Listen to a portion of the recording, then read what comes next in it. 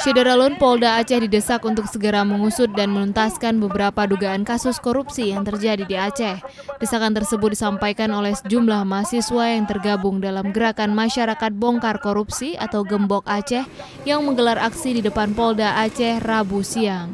Mahasiswa ini mencontohkan seperti kasus dugaan korupsi bantuan dana bagi kelompok tani di Aceh Tenggara, korupsi pembangunan gedung KNPI di Aceh Tengah, dan beberapa daerah lainnya.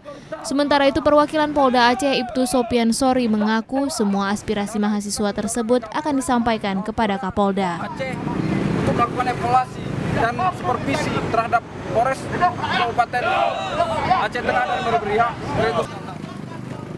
Dari Banda Aceh, Subur Dani, Serambi On TV.